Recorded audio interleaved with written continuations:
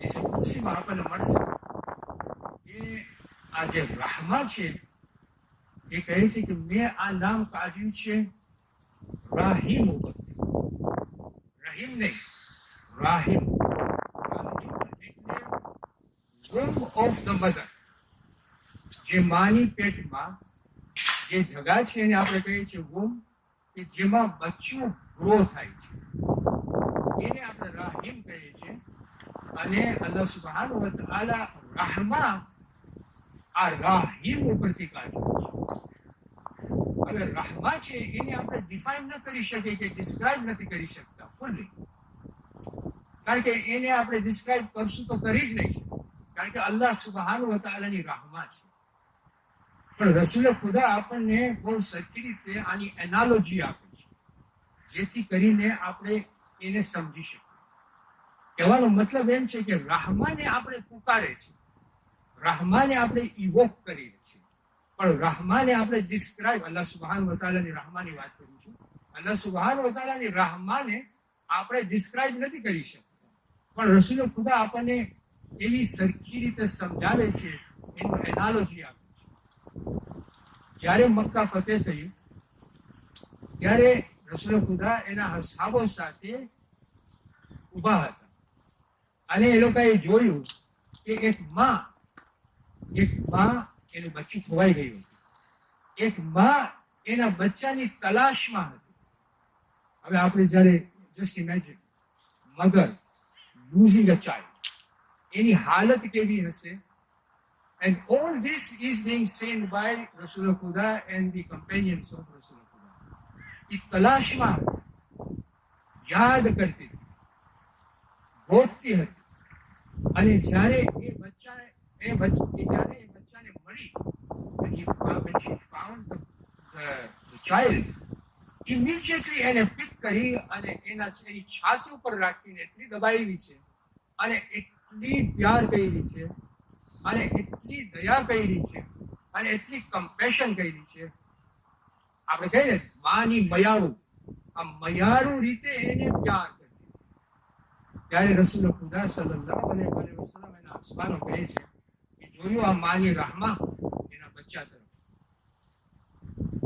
કયામતના દિવસે અલ્લાહ સુબ્હાનહુ વ તઆલાની rahma આના કરતા પણ વધારે હશે. Look at the analogy. Let us understand this, because it is so important to understand. The womb of the mother is so special to the mother. આ જે womb છે જેમાં એનું બચ્ચું એ પ્રોટેક્ટ કરે છે, એ પ્યાર કરે છે, એ લવ કરે છે, એ કમ્પેશન આપે છે, એને ધ્યાન રાખે છે. આ totality of the love, the mercy, the compassion, the goodness that the mother has with the womb of that she has, within which a child is being reared by her. આ જે relationship છે ને એ મગજમાં રાખવો રસૂલ ખુદા કહે છે કે આ totality of that compassion, of દયા જે મધરની હોય છે. આપણે ઘણી વખતે જોઈએ છીએ કે માની જે દયા, માનું જે મયાળું છે, માનું કમ્પેશન છે, માનો પ્યાર છે એના દીકરા ઉપર, એની દીકરી ઉપર. ઘણી વખતે દીકરો અને દીકરી ફાધર સાથે રિલેશનશિપ ઘણી વખતે કટ કરી નાખે છે, પણ જો મધરની સાથે એનો ચાઇલ્ડ કટ પણ કરશે ને તો મધર એના ચાઇલ્ડ સાથે રિલેશનશિપ કોઈ દિવસ કટ નહીં કરે. Agreed or not agree? Agreed or not agree? તમારું આ પ્યાર છે બચ્ચા સાથે. આ રસૂલ ખુદા હવે આપણને કહે છે કે keep this totality in your mind and now imagine કે અલ્લાહ સુબ્હાનહુ વ તઆલાનું જે rahma છે એ આના કરતા પણ મેનિફેસ્ટલી ઇન્ફિનિટલી વધારે છે. This is the rahma of Allah subhanahu wa ta'ala. You can't describe it, but with this analogy you can understand the rahma of Allah subhanahu wa ta'ala. Imam Ali alayhi salam એક hadith છે which gives us another angle, અને તે આ છે કે આ હદીસમાં ઇમામ અલી અલૈહિ સલામ કહે છે કે આખું કુરાન સૂરે ફાતિહામાં છે. સૂરે ફાતિહા બિસ્મિલ્લાહમાં છે. બિસ્મિલ્લાહનો જે બા છે એ બિસ્મિલ્લાહમાં છે. બિસ્મિલ્લાહ જે છે એ બિસ્મિલ્લાહનો જે બા છે એમાં છે. હવે આપણે આને એનાલાઇઝ કરશું ને તો આખું કુરાન સૂરે ફાતિહામાં છે. આખું સૂરે ફાતિહા બિસ્મિલ્લાહમાં છે. બિસ્મિલ્લાહિર રહમાનિર રહીમનો મતલબ શું? It is such an important ayah for all of us. આપણે જે કાંઈ કામ શરૂ કરે છે કે આપણે ઉઠીએ છીએ કે બેસીએ છીએ, આપણે જે કાંઈ કરીએ છીએ આપણે કોને યાદ કરીએ છીએ? બિસ્મિલ્લાહિર રહમાનિર રહીમ. હું અલ્લાહના નામથી શરૂ કરું છું જે રહમાન અને રહીમ છે. rahma આપણે કોને પુકારે છે? rahman.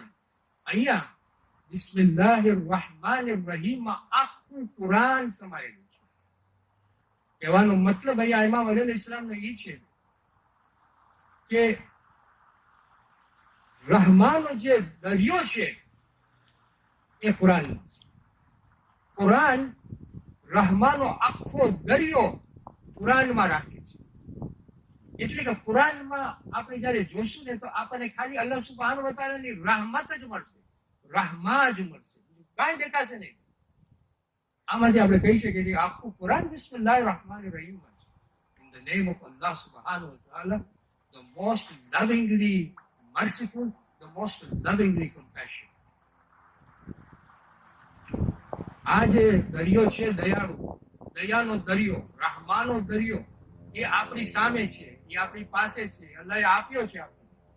આપણી જવાબદારી છે કે એની rahમાને આપણે કેવી રીતે આપણા દિલમાં નાખીએ, એની rahમાને આપણે કેવી રીતે અન્ડરસ્ટેન્ડ કરવાની ટ્રાય કરીએ, એની rahમાને આપણી જિંદગીમાં આપણે કેવી રીતે એને અપનાવીએ.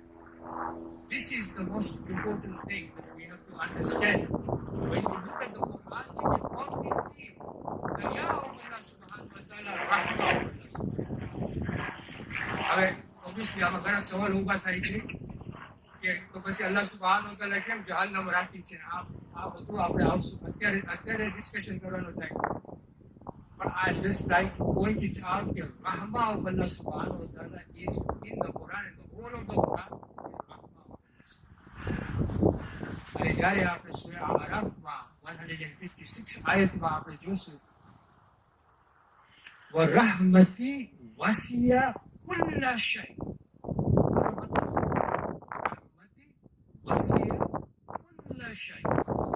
અલ્લાહ સુબ્હાનહુ વ તઆલાની rahmah બધી ચીજોમાં ફેલાયેલી છે. Now this needs analysis. હું તમારી સામે very concisely understanding માટે analysis. rahmati wasiya kulla shay.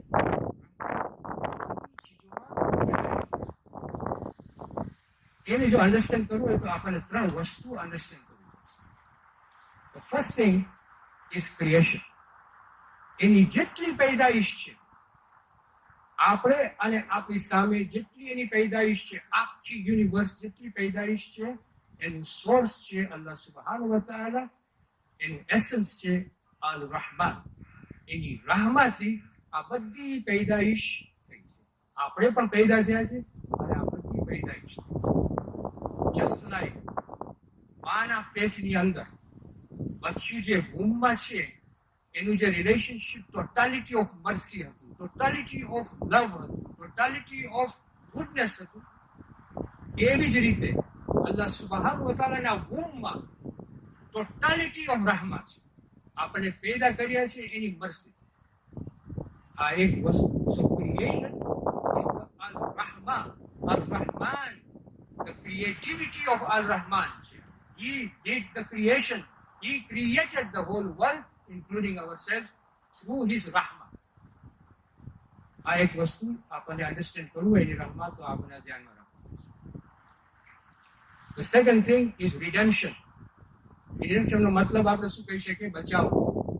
ગુજરાતીમાં આપણે કહીએ બચાવ, ઇંગ્લિશમાં આપણે redemption કહીએ. To redeem ourselves, to save ourselves. અહીંયા આવ્યા પછી આપણે કોણ સેવ કરશે? આપણને કોણ બચાવશે? કોણ બચાવશે? તો અલ્લાહ સુબ્હાનહુ વ તઆલાની rahmat થ્રુ આપણને બચાવવાના છે. કારણ કે આપણે એને જ પાછા પુકારશું કે અમે તારી rahમાને જ પુકારીએ છીએ બચાવવા માટે. બરાબર કે નહીં? બીજા કોને આપણે પુકારશું? એની રહમાનથી આપણે પેદા થયા છે, એની રહીમથી આપણને બચાવશે. Rahman is his manifest creativity. Rahim is his saving redemption. જો આપણે ગુનાહ કર્યા હોય તો એક જ રસ્તો છે, અલ્લાહ સુબ્હાનહુ વ તઆલાની દયા, અલ્લાહ સુબ્હાનહુ વ તઆલાની Rahmat. So this is the second thing when we try to understand Rahmah. First is his creation is through his Rahmah. Our redemption, our saving is through his Rahmah. And the third thing is realization. આની rahmah આપણે પોતામાં realise કેવી રીતે કરશું? Because that is most important. આપણે અહીંયા આવીને ખાલી શ્વાસ જ લેશું, ગુનાહો જ કરશું, બસ એને આપણે કઈ બસ હું તારી પાસે હું દુઆ માંગુ છું કે તું મને માફ કરી દે, કામ નહીં આવે ભાઈ. અહીંયા આપણને પેદા કર્યા છે, આ અકલ આપી છે, આ બધું આપ્યું છે, સેન્સીસ આપ્યા છે, તો પછી રિયલાઇઝ કેવી રીતે કરશું એની rahmah? ઇમામ અલી અલૈહિસ્સલામ આપણને એવી સરખી રીતે આ રીતે સમજાવે છે. આ સમજવા જેવું. ઇમામ અલી અલૈહિસ્સલામ કહે છે કે આપણા બધાની નફ્સમાં એક લડાઈ ચાલી રહી છે. નફ્સમાં there is a battle going on between al-aql અને our desires, our negative desires, egotistic desires, nafs al-ammara. So we have a fight. Nafs is a battleground. Nafs ને આપણે અહીંયા લઈ જઈ શકે છે ઇન્ટેલિજન્સ તરફ, અને આપણે હયા તરફ પણ લઈ જઈ શકે છે, ડિઝાયર્સ તરફ, હવા ડિઝાયર્સ તરફ પણ લઈ જાય છે. This is the battleground. It's up to us કે આ નફ્સને આપણે અહીંયા લઈ જવું છે અલ રહમાન તરફ અથવા શૈતાન તરફ, હવા તરફ. So let's try and understand. There is a battleground of nafs. Right at the top is Ar-Rahman and Shaitan. લડાઈ જે કરે છે આપણા નફ્સની અંદર, જે જંગ કરે છે આપણું અલ-અકલ અને આપણો હવા, આપણા negative Dzire. Depending upon k આપણે કોણ જીતે છે એ નફ્સને જીતશે. જો આપણી હવા ડિઝાયર નફ્સે અમારા which takes us to the evil, શૈતાન તરફ લઈ જાય છે, એ જો જીતી જશે આપણા નફ્સ એના તરફ જશે. અકલ કે જે અલ્લાહ જ્યારે આપણા રૂહ ફ્યુથી આપણા બોડીમાં જ્યારે એને એની સાથે આ અકલ આવી, ઇન્ટેલિજન્સ જીતી જાય તો આપણો નફ્સ અલ રહમાન તરફ જશે, અલ્લાહ સુબ્હાનહુ વ તઆલા તરફ. સવાલ એક મોટો वो આ થાય છે કે અલ્લાહ સુબ્હાનહુ વ તઆલા કેમ અલ રહમાન ને રાખ્યું છે? અલ રહમાન નો કમાન્ડર અલ રહમાન નો કમાન્ડર ઇન્ટેલિજન્સ છે, શૈતાન નો કમાન્ડર હવા છે, બેડ ડિઝાયર છે, ઇવિલ ડિઝાયર છે. તો રહમાન ને કેમ રાખ્યું છે? ઇમામ અલી સાહેબ અલ રહમાન ને રાખ્યું છે. કહાર ને કેમ નથી રાખ્યું? કહાર એટલે કે ઓલ પાવર, કાદિર એટલે ઓલ ડોમિનન્ટ. તો એ કેમ એટ્રીબ્યુટ અહીંયા નથી રાખ્યું? રહમાનની જે પાવર છે, it is such a big power that it encompasses everything. કુલ વિષય બધે બાજુ એની rahmah છે. આજે એની rahmah ન હોત તો કાંઈ ન હોત. એટલે એની rahmah એટલી પાવરફુલ છે કે આપણી ઇન્ટેલિજન્સ, આપણી અકલ એની rahmah ને સબમિટ થાય છે ત્યારે it becomes empowered to face anything.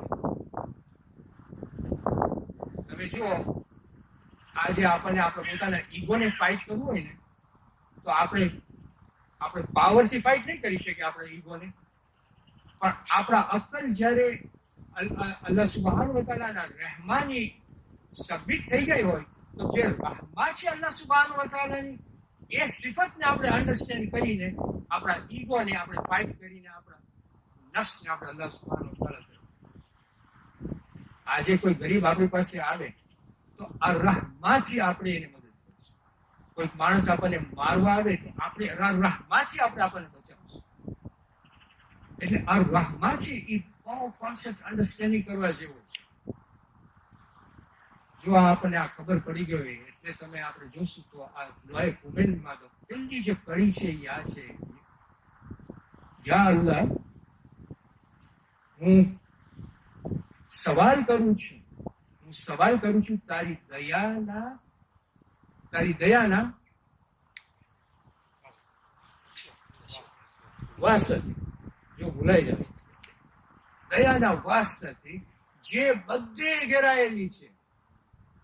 અને આપણે જોશું ને દુઆએ કુમેલમાં બહુ ઇન્ટરેસ્ટિંગ જે માણસ દુઆ કરે છે ને પોતે ઘણો એમ આપણને ખબર પડી કે પોતે બહુ ગુનાહ કરી નાખ્યો છે, તો અલ્લાહ પાસે માફી માંગતો હોય છે, દયાની માફી માંગતો હોય છે, દયાની માફી. એક વખત ઈ પણ આવે છે, કહે છે, અને આ બહુ સમજવા જેવું કહે છે, યા અલ્લાહ, તને ખબર છે હું કેટલો નબળો છું આ દુનિયામાં, કેટલો નબળો છું કે તું મને જરાક પણ દુઃખ આપે છે ને એ દુઃખ પણ હું સહન નથી કરી શકતો, અને આ દુઃખ જે છે ને એ બહુ થોડાક વખત માટે છે, એ પણ હું સહન નથી કરી શકતો. તો યા અલ્લાહ, કયામતના દિવસે જ્યારે તારી સજા મારી પાસે આવશે કે જે થોડાક વખત માટે નથી પણ કેટલી વાર સુધી મારી પાસે હશે, તો તું સમજ કે હું કેવી રીતે આ સજાને સહન કરી શકીશ.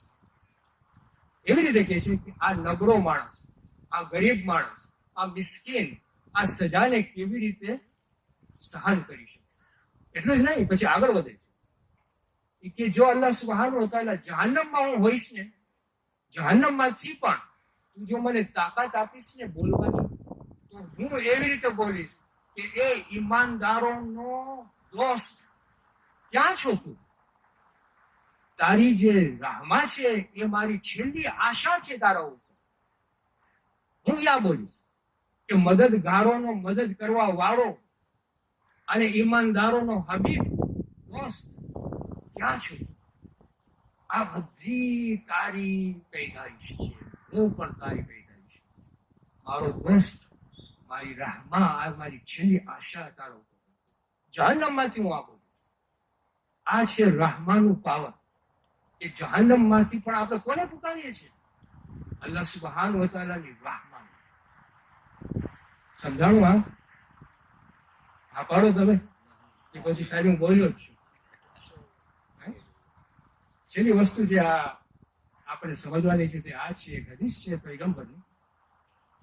એમાં પૈગંબર આપણને કહે છે, આ બહુ ઇમ્પોર્ટન્ટ વસ્તુ છે, કે છે કે હું ફક્ત તમારી પાસે આવ્યો છું, હું ફક્ત તમારી પાસે પૈગંબર તરીકે આવ્યો છું, જેથી કરીને હું તમારા અખલાકને પરફેક્ટ કરું.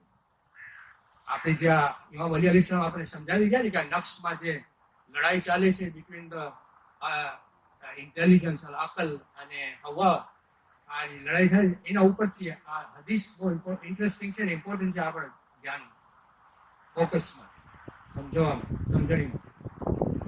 આ હદીસ છે કે અલ્લાહ, I have been raised as a prophet to perfect the noble traits, makarimul akhlaq. તો આનો મતલબ શું થાય છે? આમાં બહુ ઇન્ટરેસ્ટિંગ વાત છે. આમાં જે શબ્દ યુઝ થયું છે, હું ફક્ત, I am only raised, હું ફક્ત આવ્યો છું. ફક્ત means I have only come to perfect the moral trait. Objective જે રસૂલ ખુદાનું હતું is to perfect the akhlaq. So if that is the only objective of Rasul Khuda sallallahu alaihi wasallam, then just imagine કે આ બધી જે થિયોલોજી છે, જે higher sciences of ઇસ્લામ છે, મેટાફિઝિક્સ છે, મિસ્ટિસિઝમ છે, આ બધી જે હાયર લર્નિંગ છે, એનું જે કન્ક્લુઝન જે છે ને એ આ જ છે કે અલ્લાહ કે રસૂલ ખુદા આવ્યા છે એક ઇન્સાનની અખલાકને પરફેક્શન કરવા. એનો મતલબ એમ થાય છે કે અલ્લાહ સુબ્હાનહુ વ તઆલા wants us to be the most, to have the most noble trait. That is the thing that is loved by Allah. આપણે બધું કરીએ પણ noble traits is the thing for which Rasul Khuda has come to us. So આ બધી વસ્તુઓ આપણે કહીએ ને કે conclusion is to improve ourselves to the extent that Allah subhanahu wa ta'ala likes us to be like that. The noble trait has to be. This is the all-encompassing thing. આપણે જ્યારે ઇસ્લામનું મૂળ કાઢીએ, કુરાનનું મૂળ કાઢીએ, તો આપણે એવા બનીએ કે જે અલ્લાહ સુબ્હાનહુ વ તઆલા આપણને ગમે છે એવા બનીએ. અસ્સલામુ અલૈકુમ વરહમતુલ્લાહિ આપણે દુઆ કરીએ કે આ નાની સરખી મજલિસ અલ્લાહ સુબ્હાનહુ વ તઆલા એક્સેપ્ટ કરે અને આપણે ગુનાહ